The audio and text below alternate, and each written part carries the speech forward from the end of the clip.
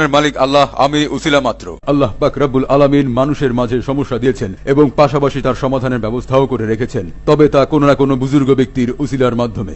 সকল সমস্যা সমাধানের মালিক একমাত্র আল্লাহ রব্বুল আলামিন, আমি নামে মাত্র উসিলা। আজকের এই সফলতা হুজুরের এই দীর্ঘ সময় কঠোর আধ্যাত্মিক অনুশাসনের মধ্য থেকে আধ্যাত্মিক ও জালালি সাধনার বদৌলতে ইস্তেখারা, ইন্দ্রজাল, বশীকরণ বিদ্যা ও ঐশ্বরিক দুর্বল দুষ্প্রাপ্য রত্নদ্রব্য হাসিল করেছেন, যার সমন্বয়ে মহা শক্তিশালী তদবিরের মাধ্যমে মানব জীবনের যত বড় কঠিন সমস্যা হোক না কেন অতি স্বল্প সময়ে সফলতার আলোকে সমাধান দিয়ে থাকেন ইনশাআল্লাহ। হুজুরের এই ঐশ্বরিক ও আধ্যাত্মিক ক্ষমতার বলে আপনি পৃথিবীর যে প্রান্তে থাকুন না কেন আপনার মনের সুপ্ত বাসনা অবশ্যই পূর্ণ হবে ইনশাআল্লাহ।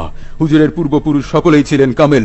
হুজুর আজমির শরীফ, নিজামুদ্দিন আউলিয়ার মাজার, সিলেটের হজরত শাহজালাল রহমতুল্লাহ আলাইহ, চীনের তিব্বত, নেপালের হিমালয় ও কোহেকাপের আধ্যাত্মিক শক্তি এবং তান্ত্রিক বিদ্যা অর্জন করে এখন বাংলাদেশে মানুষের সেবায় নিয়োজিত।